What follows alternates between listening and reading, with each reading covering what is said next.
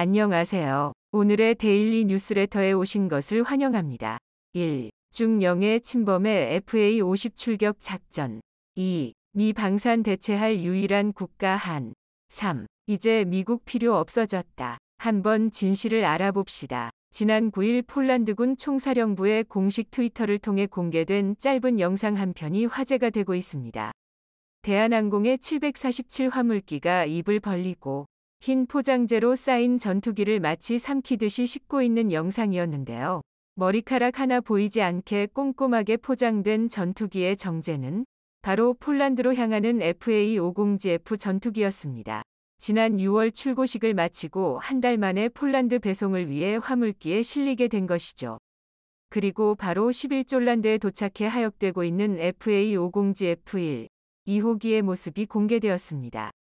지난해 7월 27일 폴란드와 한국이 대규모 방산 계약을 체결하고 1년을 조금 남겨두고 K2 전차, K9 자주포, 천무 다연장 로켓, FA-50까지 구매한 모든 한국 무기가 폴란드에 도착하게 된 것입니다.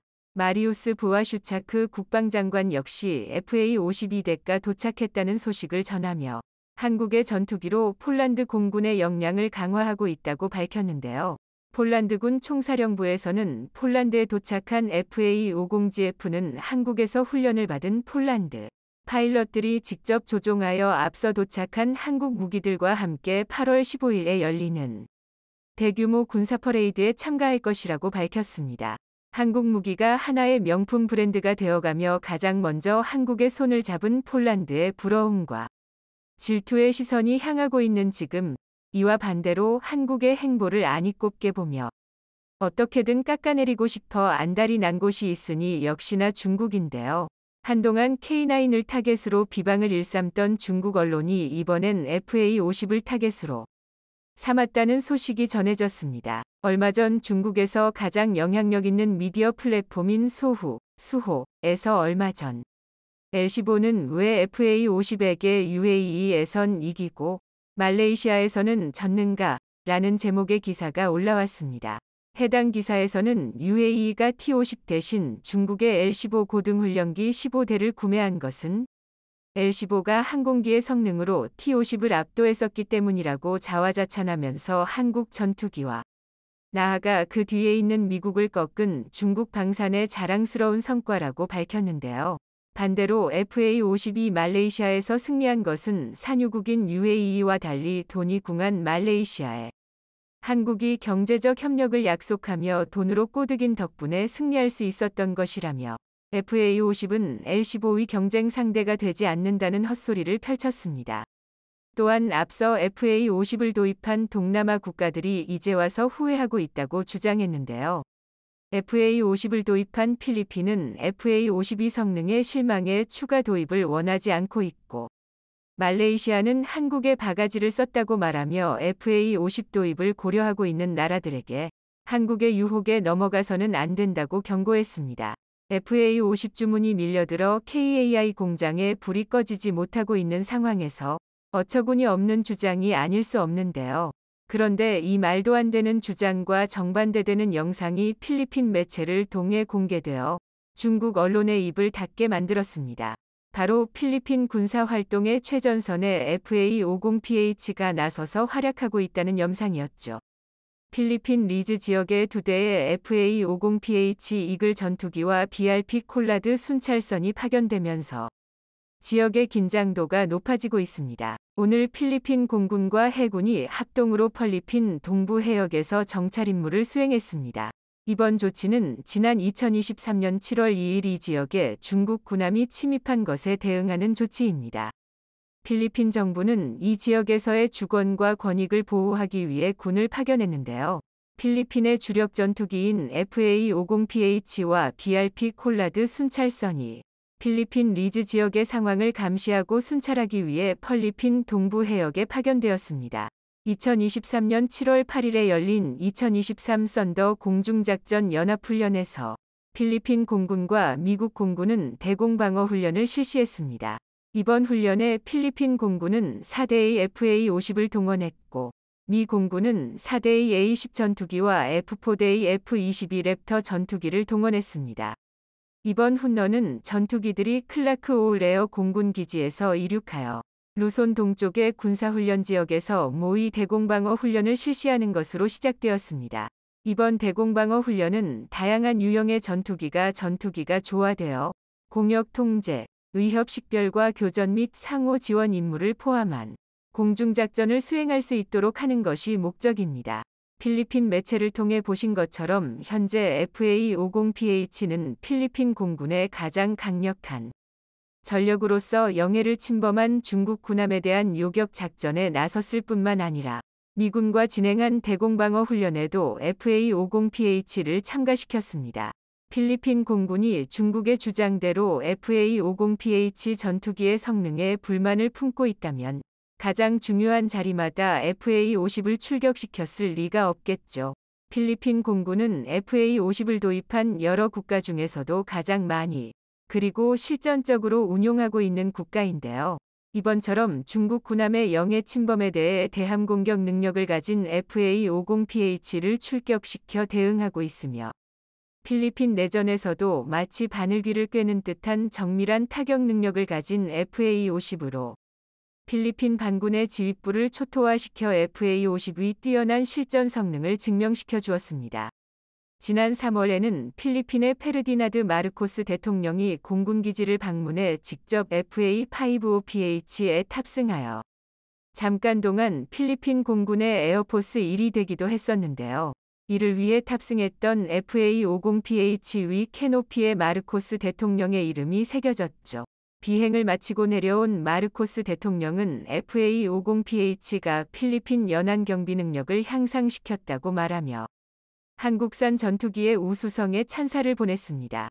또한 필리핀 공군은 얼마 전 말레이시아가 FA-50 블록 20 모델 18대 구매를 확정지었다는 소식을 듣고 필리핀 공군에서도 FA-50을 추가로 구매하고 현재 보유하고 있는 FA-50PH를 개량할 계획을 세우고 있는 상황입니다. 얼마 전 KAI에서 필리핀의 향상된 버전의 FA-50을 추가로 구매할 것을 제안했었다는 소식 전해드렸는데요. 필리핀 공군에서도 KAI의 제안을 긍정적으로 검토하고 있으며 추가 도입을 위한 계획을 세우고 있다는 소식이 전해졌습니다. 한국항공우주산업 KAI는 필리핀 공군의 FA-50PH 위 업그레이드부터 최신 블록 모델까지 전투기 마케팅 장기 계획을 제시했습니다. KAI는 FA-50 블록 20 모델을 최소 24개 유닛 또는 2개 편대를 제공하여 총 3개 편대, 36대의 FA-50을 공급하고자 합니다.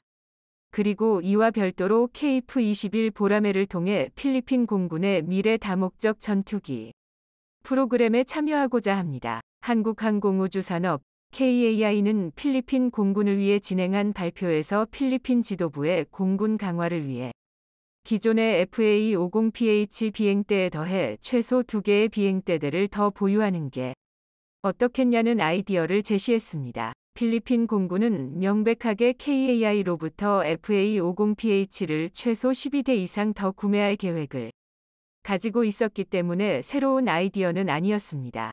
이것 자체는 필리핀의 다목적 전투기 도입 프로젝트와는 별도의 프로젝트로 필리핀 공군은 이미 이 정교한 전투기 FA-50PH로 이루어진 비행대들을 보유하고 있으며 이 전투기는 취임하고 불과 5년 만에 수많은 실전을 거쳐 그 성능을 입증해냈었습니다.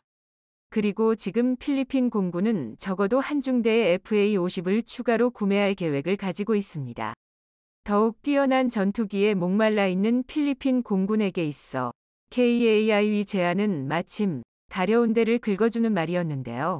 중국 항모전단의 전투기들과 맞서 필리핀 영해를 지켜내기 위해선 공대공 전투력을 갖춘 뛰어난 성능의 전투기가 필요했지만 필리핀의 경제 규모로는 여타 선진국들처럼 멀컥 F-35나 F-16V 같은 고가의 전투기를 주문할 수 있는 처지가 아니었습니다. 필리핀 공군의 다목적 전투기 도입 프로젝트가 예산 문제에 부딪혀 표류하고 있던 와중 KAI에서 가장 저렴하면서도 적절한 해결책을 제시해 준 것인데요. 폴란드와 말레이시아에 수출될 예정인 FA-50 블락 20 모델은 AESA 레이더와 중거리 공대공 미사일 AIM-120 암람 미사일까지 탑재하여 더 이상 경전투기라고 부를 수 없는 작전 수행 능력을 갖추게 되었을 뿐만 아니라 가격과 운용 비용은 후보 기종들보다 훨씬 저렴하여 필리핀 공군의 운용비 부담을 덜어줄 수 있습니다. 아무리 좋은 전투기를 가지고 있더라도 운용비용 문제 때문에 모셔만 둔다면 소용이 없겠죠. 또한 현재 필리핀에서 이미 FA-50을 운용 중이기에 정비체계를 새로 도입해야 한다는 부담도 없습니다.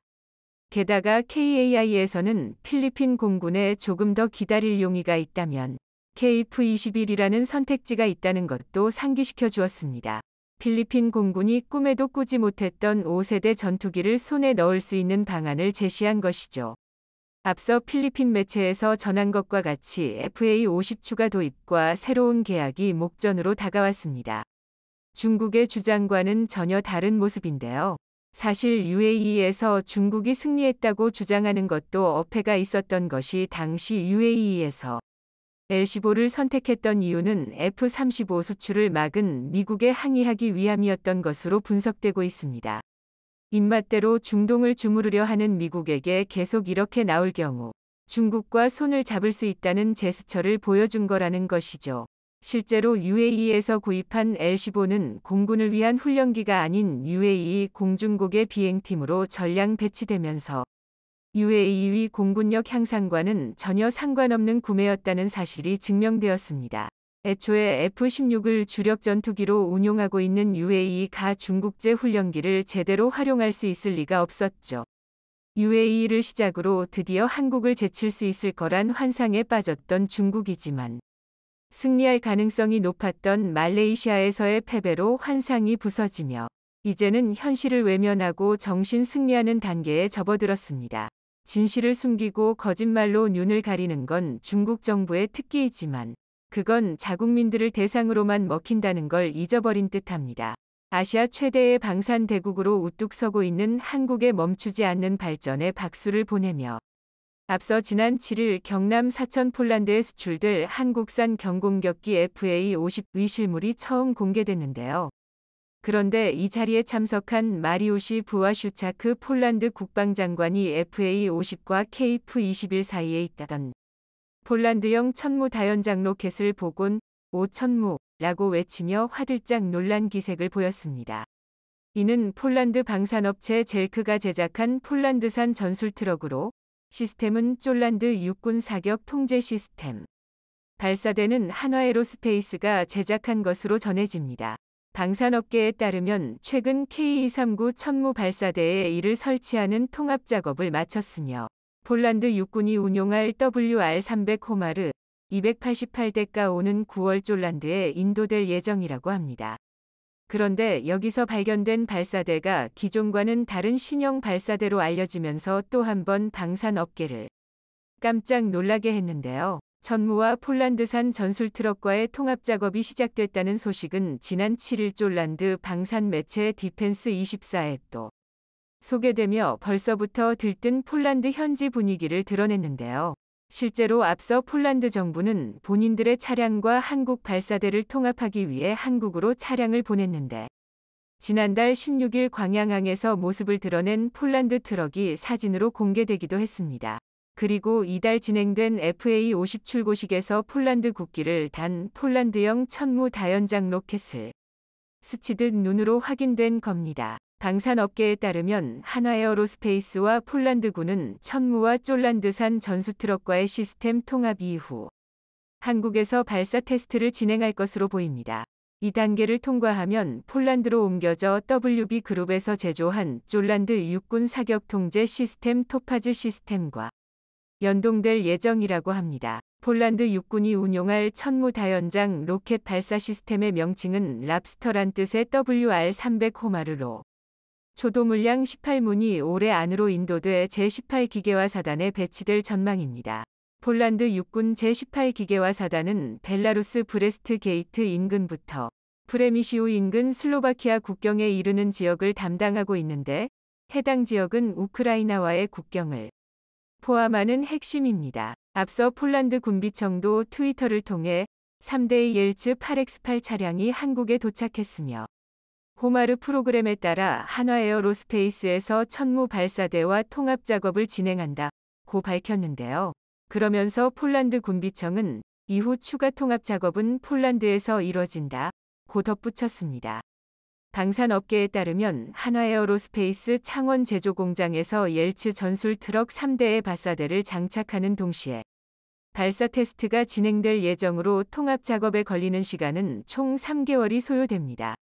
즉 최종적으로 호마르 K위 차체는 폴란드산으로 나머지 발사대와 탄은 한국산으로 탑재돼 폴란드에 수출되는 방식인 겁니다. 그런데 최근 폴란드가 호마르 K의 전술탄도미사일 KT-SSME를 도입해 운용하기로 했다는 소식이 들려와 벌써부터 대박이라는 분위기라고 하는데요. 이렇게 되면 한국의 탄도미사일이 사상 처음으로 수출하게 되는 사례로 기록될 것이기 때문입니다. 실제로 최근 폴란드 현지 방산 매체들은 폴란드형 천무 호마르 K의 한국이 개발 중인 KT-SSME가 탑재될 전망이라며 기대에 찬 소식을 앞다퉈 전했습니다. 그러면서 이들 매체는 KT-SSME 러시아의 우방국인 벨라루스의 수도 민스크가 폴란드의 사정권 내에 들어오게 됐다고 보도했습니다. 그런데 최근 공개된 사진 속 호마르 K는 우리가 알고 있는 천무와 조금 다른 형태라 다소 의아하다고 생각하실 수 있는데요. 실제로 해당 발사기는 그물이 있는 등 기존과는 다른 신형 발사대로 보이며 자세히 보면 앞서 천무에 KT-SSME 미사일 사격 실험을 했을 때 공개된 것과 똑같습니다. 즉 폴란드에 수출될 호마르 K는 KT-SSME를 쓸 수 있는 신형 발사기로 동시에 폴란드에서 천무와 함께 KT-SSME를 대량으로 구매할 거란 사실을 확인할 수 있습니다. 실제로 앞서 폴란드 매체에서도 KT-SSME를 장착하게 되면 벨라루스 민스크가 타겟권에 들어오게 될 것이라고 보도했던 사실을 말씀드렸었습니다. 여기에 더해 방사청에 따르면 현재 에드는 대함 탄도미사일용 밀리미터파 레이더를 결합한 듀얼모드 시커를 개발하고 있는데요. 해당 기술이 KT-SSME 접목된다면 기존의 대함미사일 체계를 뛰어넘는 엄청난 타격을 가할 역대급 무기가 거란 전망도 나오고 있는 상황입니다. 즉 폴란드가 천무에 이어 KT-SSME를 대량으로 도입해갈 가능성이 큰 상황으로 한국은 또 한 번 폴란드로 인해 방산 실적을 새롭게 갖다치울 일만 남았습니다. 이렇게 되면 발사대를 판매하는 것보다 KT-SSME를 통해서 더 많은 이득을 남길 수 있게 된 상황이 된 겁니다.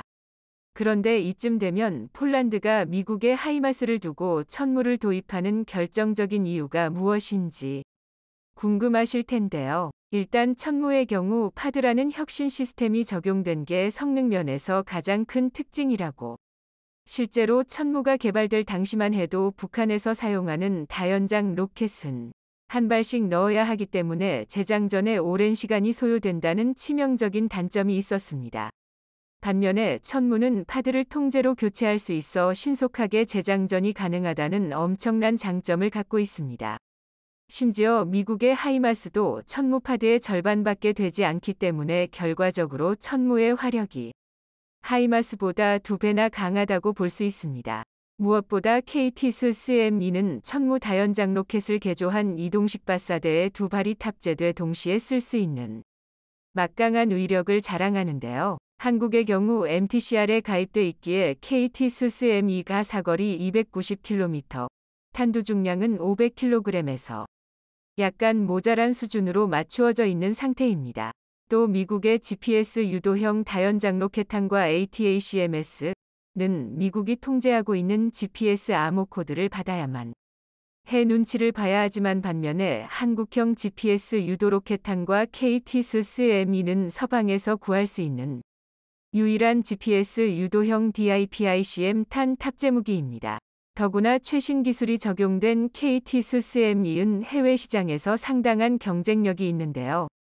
애초에 해외 수출을 염두에 두고 만들어지면서 사거리 300km가 넘는 탄도미사일 수출을 통제하는 미사일 수출 통제 체제 MTCR에 저촉되지 않기 때문입니다.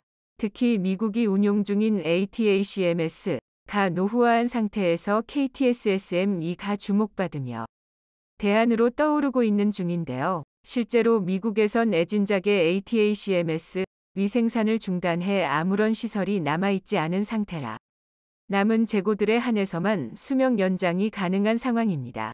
반면에 한국은 ATACMS와 같은 무기 체계를 생산할 수 있는 거의 유일한 국가가 되면서 KTSSM-2가 엄청난 주목을 받고 있는 상황입니다. 특히나 KTSSM은 ATACMS와 차별화되는 일반적인 고폭탄 말고도 열압력탄도 탑재하고 있어 엄청난 파괴력을 주는 동시에 구조물을 붕괴시키는 데 탁월함을 보유하고 있습니다. 이런 이유로 최근 우리 군은 KTSSM-2 체계 개발 기본 계획을 수립하는 등 개발을 4년이나 앞당기기로 했는데요. 방사청에 따르면 KTSSM-2는 총 1조 5,600억 원을 투입해 당초 2034년까지 개발 및 배치를 완료할 예정이었으나 우리 군은 이 시점을 2030년 이내로 앞당기기로 했습니다. KTSSM-2 도입되면 사거리 300km MLRSVTAL을 이용하는 ATACMS 미사일을 대체할 수 있을 것으로 보이기 때문입니다. 그리고 얼마 전 우리 육군 3포병여단이 진행한 장거리 해상 사격 훈련 중 천무가 등장해 유도탄을 발사하는 등 강력한 화력을 자랑하는 모습이 공개되기도 했는데요. 훈련은 기존 훈련보다 먼 거리까지 포탄을 쏘는 한계치를 높이는 훈련이라 더욱 주목됐는데 이날 천무는 해상에서 60km 떨어진 표적지에 정확하게 명중하면서 정확도와 그 위력을 실감케 했습니다. 실제로 천무 발사대가 기계음과 함께 상승해 목표 지점을 향해 각도를 맞추는 소리로 훈련에 막이 올랐는데 시뻘건 화염을 꼬리에 달고 모습을 드러낸 포탄이 희뿌연 연기를 내뿜으면서 쏜살같이 공중으로 사라졌습니다. 군 관계자에 따르면 이날 사격을 마친 천무 발사대 뒤편의 땅을 확인해 보니 성인 허벅지 높이까지 파여 있어 위력이 어마어마하다는 걸 다시 한 번 더 느꼈다고 하는데요. 이를 보고 폴란드처럼 다른 나라도 천무 KTSSM-2위 진정한 위력을 실감하는 등 러브콜이 쇄도할 것으로 보입니다. 한계가 없는 대한민국 방산의 질주를 응원하겠습니다. 한국을 완전히 파산시킨 후 미국이 한국의 돈을 완전히 흡수해버리려는 계획이었는데요. 자, 그런데 대반전이 일어났습니다. 이를 옆에서 지켜보던 제3국이 한국에 파격적인 제안을 하게 되면서 미국은 난리가 나버렸습니다. 심지어 바이든은 즉각 한국이 원하는 것은 모두 주겠다 라며 180도 태세 전환에 나섰습니다. 더 놀라운 점은 이러한 바이든의 제안에 삼성은 필요 없다 라고 바이든 면전에 대놓고 거절한 뒤 미국을 한방에 초토화시킬 엄청난 한방을 꺼내들었다는 것인데요. 미국 정부가 한국을 환율 관찰 대상국으로 지정했다는 충격적인 소식이 전해졌습니다. 미국 재무부는 현지 시간 17일 한국과 중국, 스위스, 독일, 말레이시아, 싱가포르, 대만 등 7개국을 환율 관찰 대상국에 포함하는 내용을 골자로 한 환율 보고서를 발표했습니다. 충격적인 것은 일본은 환율 관찰 대상국에서 제외됐는데 한국은 포함시켰다는 것입니다. 상품과 서비스 등 150억 달러 이상의 대미 무역 흑자, 국내 총생산의 3%를 초과하는 경상수지 흑자, 12개월 중 8개월간 국내 총생산의 2%를 초과하는 달러 순매수 등 3가지 기준 중 2가지에 해당하면 관찰 대상국이 됩니다. 미국이 환율 대상국을 지정하는 취지가 애초에 다른 나라가 환율을 인위적으로 낮춰 미국에서 너무 많은 무역 흑자를 가져가는 것을 막기 위함입니다. 자, 그런데 일본은 2021년부터 엔화의 가치가 완전히 떨어지도록 일본 정부가 직접 조작했습니다. 반면 한국은 일본과 비교하면 아무것도 아닌 수준이죠. 엔화가 얼마나 저렴해졌으면 최근 뉴스들에서는 역대급 엔저에 한국보다 저렴, 먹고 쇼핑하러 일본행이라는 제목의 보도들이 쏟아져 나오고 있습니다. 체감상 한국 먹거리 물가가 일본보다 1.5배는 되는 느낌이에요. 출장과 여행으로 지난달 27일부터 닷새간 일본 도쿄를 방문한 이희준 36씨는 12일 엔화 가치가 많이 떨어진 데다 일본 현지 물가 자체가 한국보다 저렴해 부담 없이 여행했다며 이같이 말했습니다. 이 씨는 반대로 일본인 친구는 오랜만에 한국을 찾았다가 물가가 비싸다며 놀라더라고 전했습니다. 코로나19 이후 첫 해외여행으로 지난주 도쿄를 찾은 직장인 임모 31씨는 일본은 비싸다는 고정관념과 반대로 물가가 저렴해 화들짝 놀랐다고 합니다. 임 씨는 1,200엔, 11,136원 만 내면 주요 관광지에서도 푸짐하게 먹을 수 있었다며 비행기값을 포함해도 후쿠오카에 가서 쇼핑하는 게 더 싸다는 말이 나온다고 했습니다.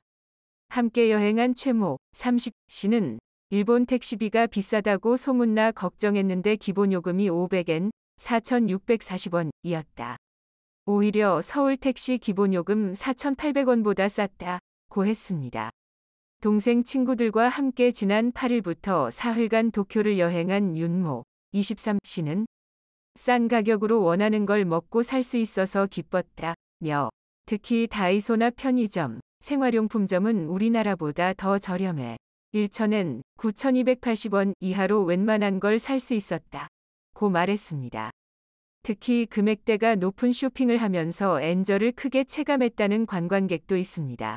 인천에 사는 한지연 28씨는 남편과 함께 지난달 21일 일본 오사카를 찾았습니다.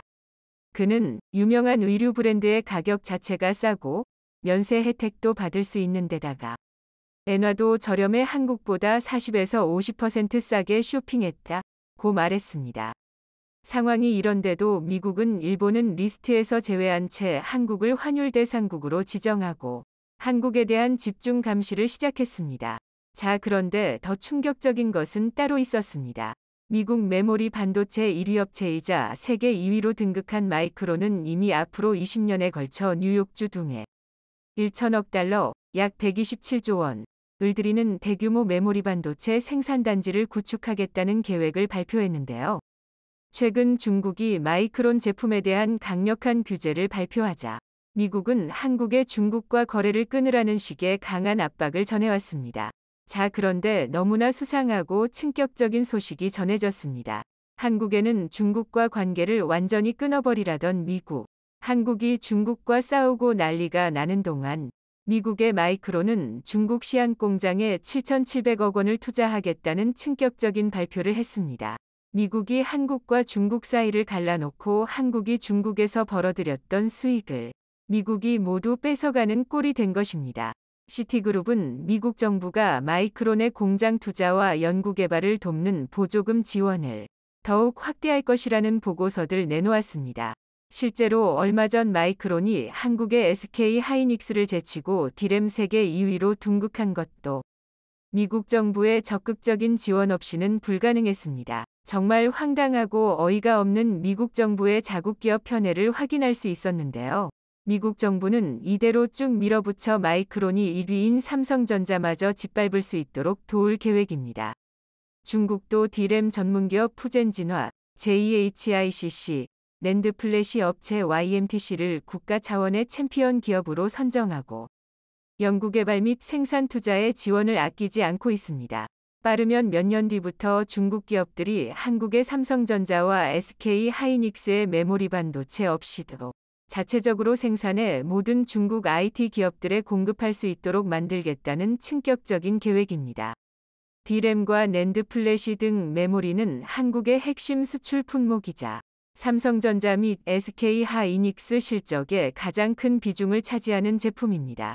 자연히 두 국가에서 잇따라 자국 기업을 통한 메모리 반도체 공급망 구축에 속도를 내는 일은 삼성전자와 SK 하이닉스의 주요 고객이 사라질 수 있음을 의미합니다. 한국 경제에 매우 중요한 역할을 하는 반도체가 미국과 중국에 의해 크게 흔들리기 시작한 것입니다. 국내 한 전문가는 미국은 처음에 동맹국과 함께 새로운 반도체 공급망을 만들 것처럼 분위기를 만들었다. 함께 방점을 찍은 동맹국들은 너도 나도 미국과 손을 잡았다. 하지만 미국은 자국 산업을 보호하는 데 있어 동맹국에 대한 배려는 전혀 없었다. 오히려 자신을 대신해 중국을 압박하는데 동맹국을 이용하고 있다. 사실 지금까지 미국이 설계한 정책은 중국 압박이 아닌 자국 산업 보호가 목적이다. 중국 견제는 자국 산업 보호 과정에서 필연적으로 따라오는 조치라고 볼 수 있다. 전했습니다. 자, 그런데 대반전이 일어났습니다. 유럽연합이 한국에 파격적인 제안을 하자 미국과 중국은 초비상이 걸렸습니다. 유럽연합은 한국의 삼성전자와 SK 하이닉스가 미국도 중국도 아닌 유럽의 초대 규모 반도체 공장을 지으면 바이든과 시진핑으로부터 자유로울 수 있다며 안전성을 강조했습니다. 실제로 유럽연합은 지금까지 단 한 번도 한국의 뒤통수를 때린 적이 없고 한 번 한 약속은 반드시 지켜왔습니다.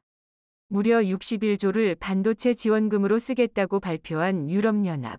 삼성과 SK가 미국인 직원들의 복지와 어린이집까지 책임지고 심지어 기밀 정보까지 모두 내놓으라고 한 미국 정부와 달리 유럽연합은 너무나 깔끔하게 아무런 조건도 걸지 않았습니다.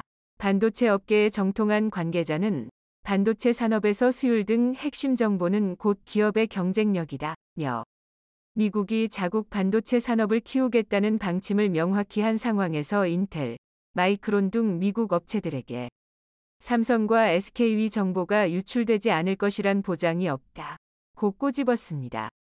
특히 이유는 반도체뿐만 아니라 구형 공정 생산과 연구개발, R&D, 설계 등 반도체 생태계 전 부문으로 지원 영역을 확대키로 하면서 더 주목을 받고 있는 실정입니다. 대반전은 이뿐만이 아니었습니다. 최근 유럽에서는 중국에 대한 부정적인 여론이 확산하는 동시에 한국에 열광하고 있습니다. K-팝과 K-드라마, 심지어 K-방산까지 유럽 전역에서 뜨거운 이슈로 급부상하면서 유럽 대부분의 나라가 한국 노래와 한국 드라마, 심지어 한국 무기까지 대량으로 수입하고 있습니다. 이 때문에 자연스럽게 유럽인들도 중국산 제품을 구매하는 대신 한국산 프리미엄 스마트폰을 구매하기 시작했습니다. 너무나 빠른 유럽 내 한국 신드롬 확산 속도에 중국의 주요 스마트폰 업체가 유럽 스마트폰 시장에서 철수한다는 정황이 속속 드러났습니다. 프랑스 매체 프랑드로이드는 최근 오포와 원플러스는 프랑스 마케팅 및 영업팀 직원들을 해고한 후 재고 정리에 주력하고 있으며 신제품인 파인드 X와 리노 시리즈도 출시하지 않을 것이라고 보도했습니다. 놀랍게도 한국의 대반전 반격은 이것이 끝이 아니었습니다. 오만 정부가 오만 두쿰에 세계 최대의 그린 수소 생산 플랜트를 구축하기로 하고 67억 달러, 우리 돈으로 무려 8조 원 규모의 프로젝트를 발주했는데요. 미국은 당연히 자신들이 이 초대 규모 사업을 따낼 것이라 확신하고 있었습니다. 자, 그런데 한국이 프랑스 그리고 태국과 손잡고 컨소시엄을 만들어 이 8조 원 규모의 프로젝트를 미국으로부터 뺏어오는 데 성공했습니다. 한국경제TV 취재 결과 포스코, 삼성 엔지니어링을 중심으로 꾸려진 컨소시엄에 프랑스, 태국 기업도 참여하기로 한 것으로 확인됐습니다.